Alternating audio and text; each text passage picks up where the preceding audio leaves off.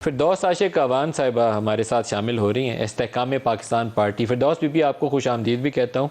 आप बताइएगा कि कितने फॉर्मर MNAs और MPs इस जमात का हिस्सा बने हैं आज?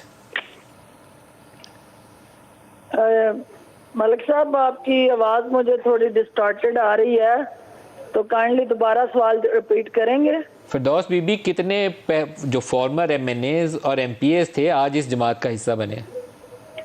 देखिए, तकरीबन 100 से ज़ायद हैं जो टिकट होल्डर और MP MNAs हमारे जो रहे हैं।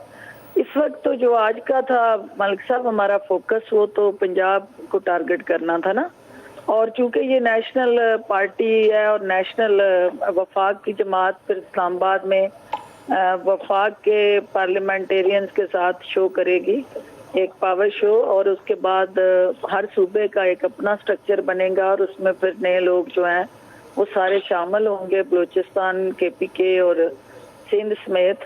तो बेसिकली तो इस जमात के अंदर जो आपने देखा कि जो खान साहब के मुतासरीन थे उनकी तादाद ज़्यादा थी, और वो मुतासरीन जो हैं वो अल्टीमेटली जिस नए पाकिस्तान के लिए उस जमात में गए थे, वहाँ नए पाकिस्तान की तलाश करते करते वो जो पुराना पाकिस्तान था वो भी दागदार हो गया। अच्छा, फिरदौस बीबी, जो आपने मुतासरीन की टर्म इस्तेमाल की है, मुतासरीन में जहांगीर तरीन भी है, अलीम खान भी है, फिरदौस आशिक अवान भी है एंड मैनी अदर्स।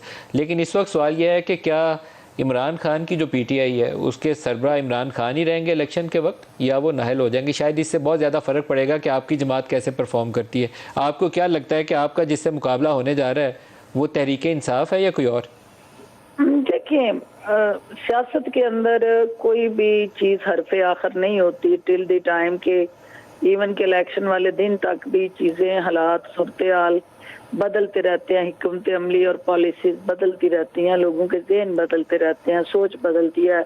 आप सारे कैंपेन में जलसे कर रहे होते हैं और आपके जलसे जो होते हैं वो टॉप ट्रेंड होते हैं, और उसी पोलिंग से आप इलेक्शन हार जाते हैं।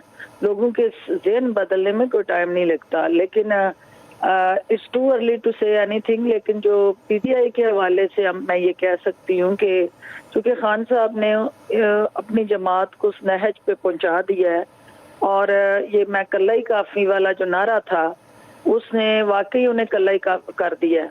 और टीम वर्क पे चूँकि जब बिलीफ ना हो और